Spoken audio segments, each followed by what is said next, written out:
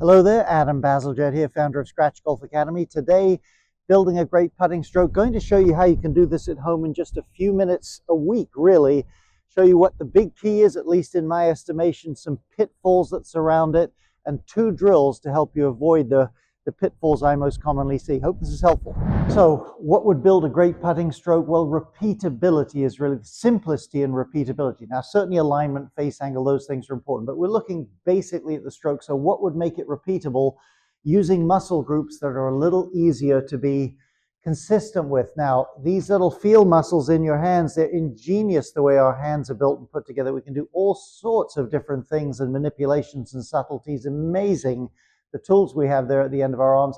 That gives you huge amount of movement possibilities though with the putter face. So we want to minimize those, although we still have to feel the stroke there. What do we want to use? A little more of the body. Let's talk about how you should feel that.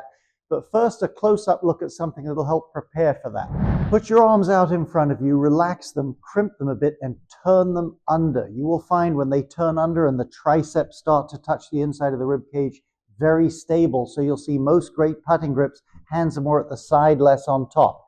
Crimp them, turn them under, pull them back against your ribs just a bit, relax those shoulders. Now, what you do with your body is really going to affect your arms and club because of this connection. Let's have a look at that body motion. Okay, using the body, we're trying to create some energy with the body. If you look at a great boxer, not that I know a lot about boxing, not lots of movement, short, sharp punches, the energy coming from here, probably martial arts, the same thing. So I'm not a fan of thinking the shoulders and getting a big rocking motion. I'm a fan of feeling something more in the interior, a much more subtle type of movement that really creates some energy there on the club. But you have to feel this out for yourself. So here's what I want you to do. Put your hands on your shoulders. You're bent forward like you have a putting posture. We'll talk about the pitfalls here in just a moment because there are a couple. Keeping your head still with more or less a rocking motion, get some good robust movements back and forward like this. You can see it's not a lot of toppling or movement, but I can feel energy. And after about 15 seconds, start to feel where you sense some engagement. I feel it kind of through here. I'm not actively trying to move my tummy around, but I feel the genesis of it there. Some people it's flanks or back. Start to map that feeling in. Now when you get your arms there, that's the kind of feeling you want. It's efficient and produces a lot of energy, and it's repeatable. Let's have a look at those 2 drills then to avoid 2 of the most common pitfalls I see. Then we'll touch on a couple of key points at the end. There are 2 pitfalls, the ones I see most commonly. Upper body, head starts to move around too much. That will negatively affect the consistency of your stroke. And just as common, legs or hips start to get active. So you want the ends of your spine nice and stable. Here's our 2 drills. Get your putting posture. Get the tip of your forehead or my hair there just touching the wall. Practice these little robust strokes, and you'll start to get good at it. I've done this enough where you can feel some energy here, but no movement, or no appreciable movement there. The other drill is likened to that, using the wall. Now I'm just feeling my tail touching there. I'm practicing these movements until I can separate the feeling here from all this hip movement. You can hit putts doing this as well. Hit some putts with no target there. You can actually hit putts. There's room to do it here, or at least make strokes with your putter.